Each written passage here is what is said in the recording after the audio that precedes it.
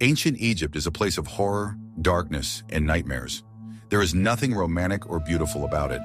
Behind the glitter of golden sarcophagi and the grandeur of stone colossi lies a different, untold story. It is the story of millions of nameless people whose hands built all this grandeur.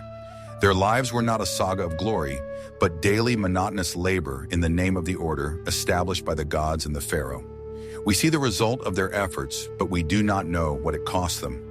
Watch the video to the end, and you will learn what everyday life was really like for those who lived in the shadow of a great civilization, and what was the true price of the power of ancient Egypt. What if I told you that everything you believed about the builders of the pyramids is not entirely true? Egyptian society was based not only on coercion, but also on a deep belief in an unshakable cosmic order called Ma'at. This concept included truth, justice, and harmony. And every Egyptian, from the pharaoh to the simple farmer, had a clearly defined role in it. The pharaoh was the guarantor of Ma'at on earth. His task was to maintain order and protect Egypt from chaos. Priests communicated with the gods, officials ran the state, and ordinary people worked to keep the whole system functioning. Their labor was not perceived as a heavy burden, but rather as a sacred duty and a contribution to maintaining universal harmony. This ideology permeated all aspects of life and shaped the worldview of every Egyptian. Everyone knew their place and believed that by doing their job, they were helping to save the world from destruction. Therefore, a farmer cultivating the fields or a stonemason quarrying stone for a temple felt part of something much greater than themselves.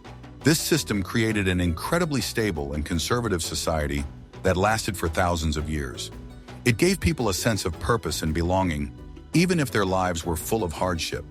They were not just building tombs for rulers, they were building eternity for their entire people. Of course, this did not negate the hardship of their labor and low social status, but understanding the concept of Ma'at allows us to look at their lives from a different angle. It was a reality in which serving the elite was inseparable from serving the gods in the universe. They believed that their efforts would be rewarded in the afterlife, where an eternal and just existence awaited them. This hope helped them cope with the difficulties of their earthly journey. Their obedience was based not on fear, but on a deep inner conviction in the correctness of the existing order. Every blow of the hammer on the stone, every grain planted in the mud, was an act of supporting Ma'at.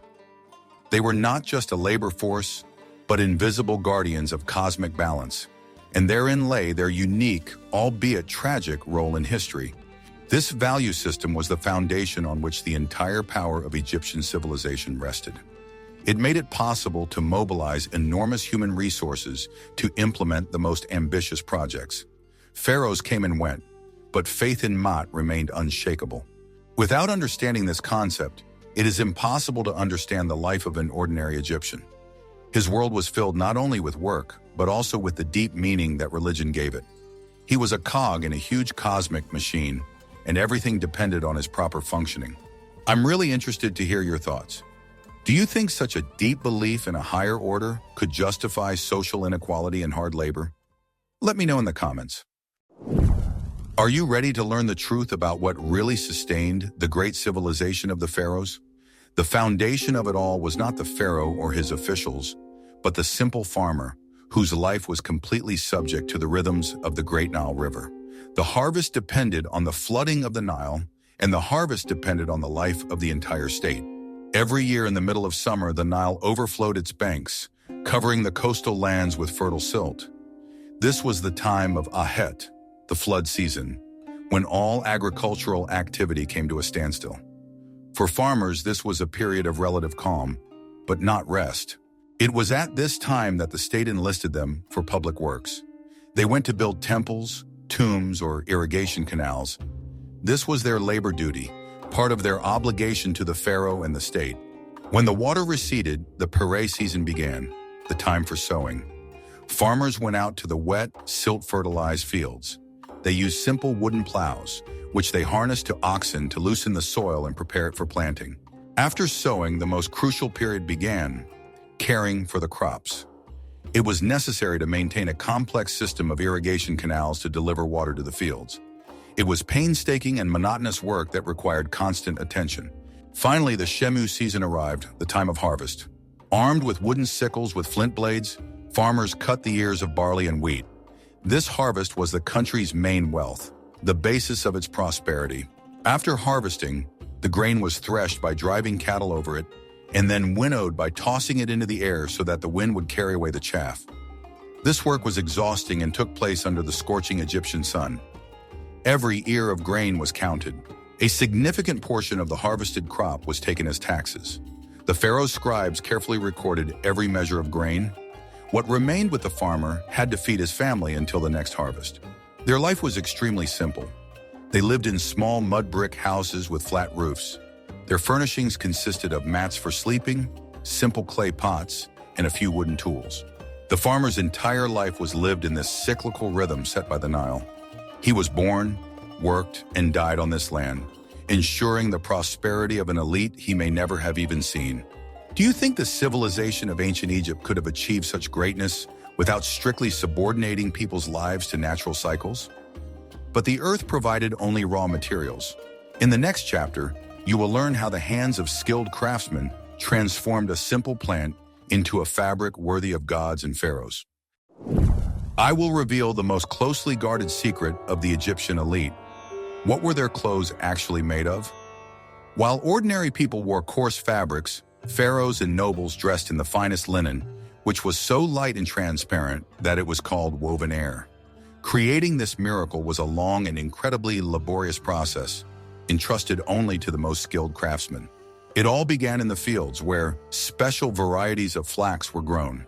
The plants were pulled out of the ground with their roots intact so as not to damage the long fibers. The stems were then soaked in water to separate the fibers from the hard core, a process that required great skill and patience. After soaking, the fibers were thoroughly dried, then crushed and beaten with special wooden mallets. It was monotonous and physically demanding work. The goal was to obtain the thinnest, softest, and longest threads possible. The next stage was spinning. The craftswomen used a simple spindle to twist the fibers into the finest thread by hand. To make the thread smooth and strong, they often moistened their fingers with water or saliva, working from dawn to dusk. The pinnacle of craftsmanship was weaving. On primitive horizontal looms set up directly on the ground, weavers created fabrics of incredible quality. The most valuable fabrics had a density of up to 200 threads per centimeter, which is comparable to modern fabrics produced on complex equipment. Weavers worked in special workshops belonging to temples or palaces. Their work was strictly controlled by overseers. They spent their entire lives in dimly lit rooms, creating luxuries that they themselves could never enjoy. These fabrics were not just clothing, but a symbol of high status. They were valued at their weight in gold and were an important export item. Samples of this linen are found in the tombs of the pharaohs, and even after thousands of years, they are still impressive in their quality. The masters who created woven air remain nameless. Their names were not written on the walls of temples, and their lives were devoted to one thing: creating beauty for the elite. They were invisible artists whose masterpieces were worn by living gods. Their craftsmanship was passed down from generation to generation. The secrets of flax processing and weaving techniques were carefully preserved within families and workshops. Losing such a master was tantamount to losing a priceless treasure. Thus, from a simple field plant, a fabric was born that became a symbol of an entire civilization. It was the result of the painstaking labor of thousands of people. Their hands created a fabric that was almost weightless, but on which the prestige and wealth of the Egyptian nobility depended. Guess how many man-hours it took to separate a single granite block from the rock for the future temple? The work of stonecutters was one of the most difficult and important in ancient Egypt. It was they who extracted the material from which the eternal monuments of civilization were then erected. The main centers of stone extraction were the quarries in Aswan, where granite was mined, and in Tura, where limestone was taken. Large expeditions of workers were sent there. These people were separated from their homes and families for many months, even years. The stonecutters' tools were ingeniously simple. For hard granite, they used rounded stones made of dolerite, an even more durable rock. Striking the rock with them, they methodically, centimeter by centimeter, carved deep trenches in the stone, outlining the contours of the future block. This process was incredibly slow and tedious. It required not so much strength as endurance and patience. Thousands of people simultaneously struck monotonous blows, and the sound carried for many kilometers across the quarry. When the trenches were ready, the next stage began. Workers hammered dry wooden wedges into the grooves they had made. These wedges were then doused with water, and the wood swelled, creating enormous pressure that eventually broke the multi-ton block away from the rock. This was the culminating and most critical moment. It was necessary to calculate the location of the wedges precisely so that the block would break off evenly. A mistake could lead to a crack, and all the work of many months would be wasted.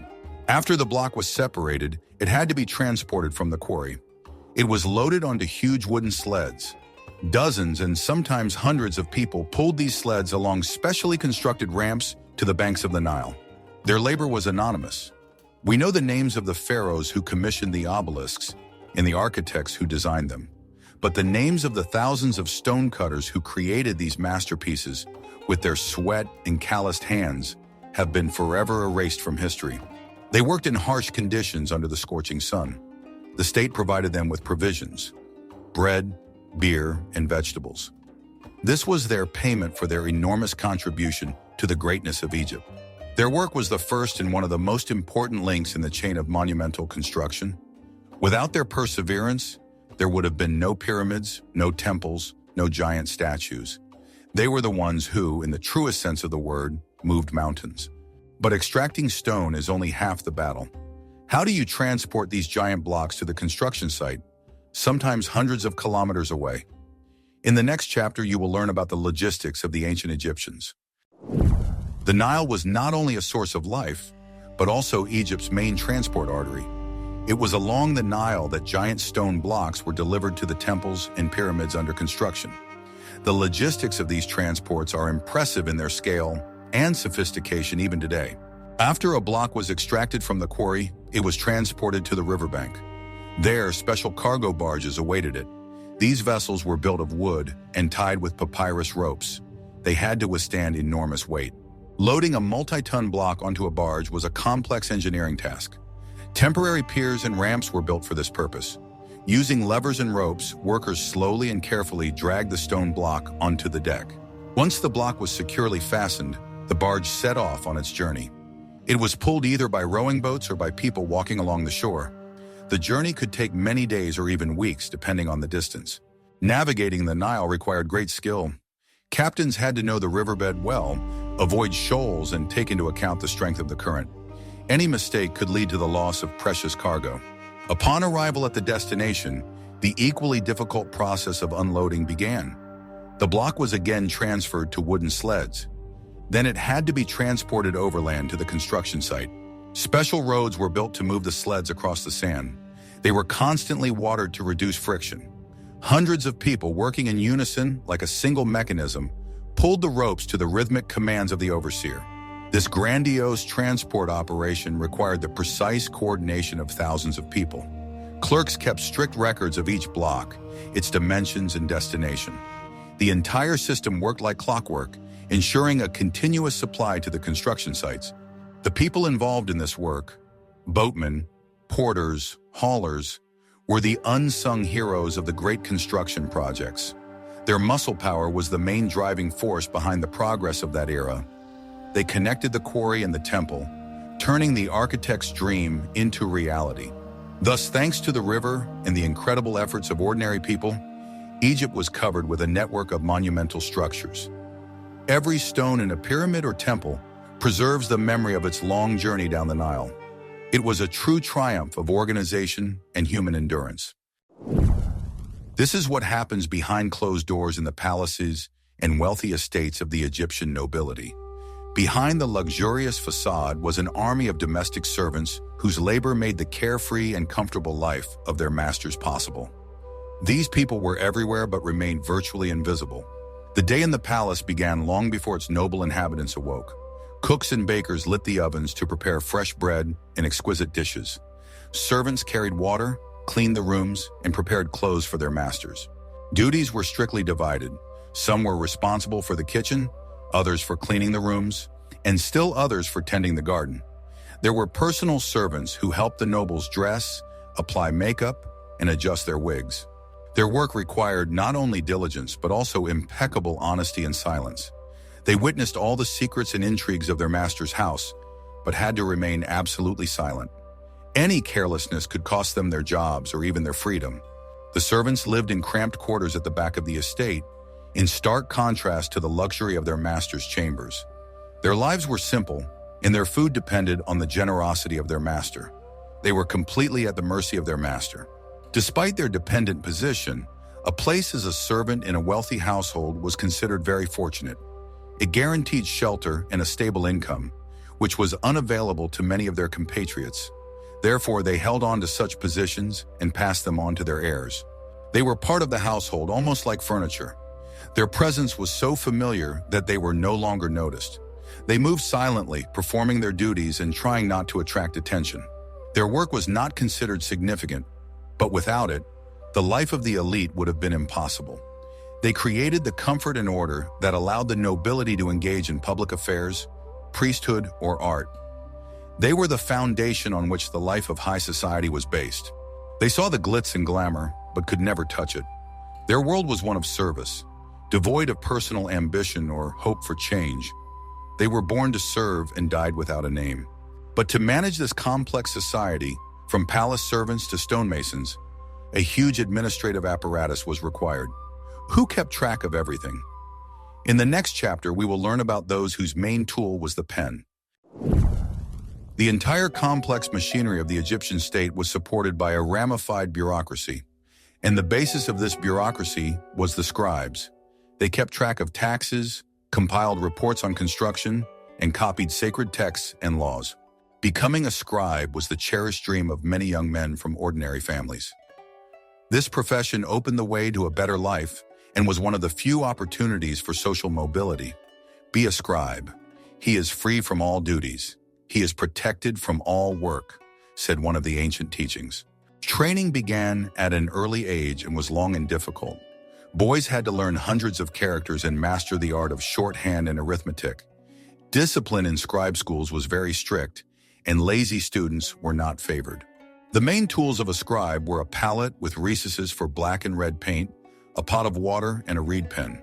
They wrote on papyrus, which was an expensive material, so students often practiced on cheaper clay shards or limestone fragments. The work of a junior scribe was monotonous and tedious. He could sit cross-legged for days on end, copying endless lists of grain, livestock, or labor.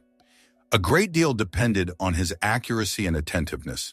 Scribe accompanied tax collectors and supervised work in quarries and on construction sites. They were the eyes and ears of the pharaoh, ensuring control over all areas of life in the country. Their records are an invaluable source of information for modern historians.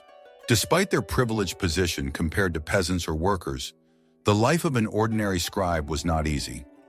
They were at the bottom of the bureaucratic hierarchy and completely dependent on their superiors. Their careers were built slowly, over years of painstaking service. They were the guardians of knowledge and traditions. Thanks to their work, not only economic documents have survived, but also literary works, religious hymns, and medical treatises. They were the intellectual elite who served the ruling elite. Their ability to read and write seemed like real magic to ordinary people. The scribe was a respected person in any village. He was the intermediary between the illiterate population and the almighty state. It was their meticulous work that created the order that allowed Egyptian civilization to flourish for millennia. They were the invisible framework on which the entire power of the state rested. In the Valley of the Kings, deep within the rocks, lie the tombs of the pharaohs, their walls covered with bright and vivid paintings. These masterpieces were created by the hands of special craftsmen, artists and carvers who worked in complete isolation from the rest of the world. Their task was to create the perfect eternal world for the deceased ruler. These craftsmen lived in a specially built village, known today as Deir el-Medina. They were fully supported by the state, receiving provisions from temple reserves. Their craftsmanship was highly valued, but their lives were strictly regulated. Work in the tombs was hard and took place in specific conditions. The craftsmen worked in narrow, stuffy corridors by the light of oil lamps, which smoked and consumed oxygen. They had to stand for hours on wooden scaffolding or lie on their backs, painting the ceilings. The process of creating the paintings was multi-stage. First, markings were applied to the leveled wall. Then, more experienced craftsmen drew the outlines of figures and hieroglyphs, and their apprentices painted the drawings with bright mineral paints. Stone carvers worked alongside artists. They created reliefs which were then painted. Their work required incredible precision and a steady hand, as it was virtually impossible to correct a mistake carved in stone. Despite creating the greatest works of art, these masters were deprived of creative freedom. They worked within strict canons that had remained unchanged for centuries. Every pose, every gesture, every color had its own symbolic meaning. They were anonymous creators. Their names were not preserved on the walls of the tombs. All the glory was reserved for the pharaoh for whom they worked. But thanks to the archives found in their village, we know that they were real people with their own joys, concerns, and even strikes when their wages were delayed. Their art was functional. It was not intended for viewers because, after the funeral, the entrance to the tomb was sealed forever. These images were supposed to magically come to life in the afterlife and ensure eternal bliss for the pharaoh. The masters of Deir el-Medina were a unique group of craftsmen. They were literate and enjoyed high status among the common people, but at the same time they were prisoners of their profession. They devoted their entire lives to creating afterlife worlds for the elite. Their hands created beauty that has survived for millennia. When we admire the paintings in the tombs, we must remember those nameless geniuses who, in the dim light, breathing in the smoke from the lamps, painted eternity. In addition to monumental art, there was a whole world of craftsmen who created everyday objects for the Egyptian nobility. Their work was not as visible as that of the pyramid builders, but it was no less important. It was they who filled the homes of the nobles with beautiful and functional things. Potters were among the most sought-after craftsmen. On a simple potter's wheel, they created a wide variety of tableware, from huge vessels for storing grain and beer to elegant cups and plates for the banquet table. The best pieces were painted and glazed. Carpenters and joiners worked with wood, which was a valuable material in Egypt. They made furniture from imported cedar and local wood species, beds, chairs, tables, and chests for storing things. Their products were often decorated with intricate carvings and ivory inlays. Jewelers created true masterpieces from gold, silver, and semi-precious stones. They made necklaces, bracelets, rings, and amulets, which were not only decorative, but also provided magical protection for their owners. Their work required refined taste and mastery of metalworking techniques. Leather workers processed hides, turning them into sandals, belts, and parts of military equipment. Their workshops were often located on the outskirts of cities because of the specific smell. However, their products were necessary for all segments of the population. Perfumers mixed aromatic oils, resins, and flowers to create incense and cosmetic ointments. The Egyptian nobility paid great attention to personal hygiene and fragrances. Perfumes were an integral part of their lifestyle. All these craftsmen worked in small workshops, often family-run. The secrets of their craft were passed down from father to son. Their social status was higher than that of farmers, but they were still completely dependent on orders from the elite. They created the world of objects that surrounded wealthy Egyptians from birth to death. Furniture, tableware, jewelry, all of this was made by the hands of nameless craftsmen. Their labor shaped the material culture of a great civilization.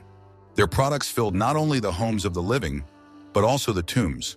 Nobles took the best examples of furniture and utensils with them to the afterlife, believing that they would use them in eternal life. Thus, the labor of a simple craftsman became part of eternity. Ancient Egyptian society can be represented as a huge pyramid. At its top was the pharaoh, who was considered a living god. Below him were the highest dignitaries, priests, and military leaders. And below them were officials, scribes, and wealthy craftsmen.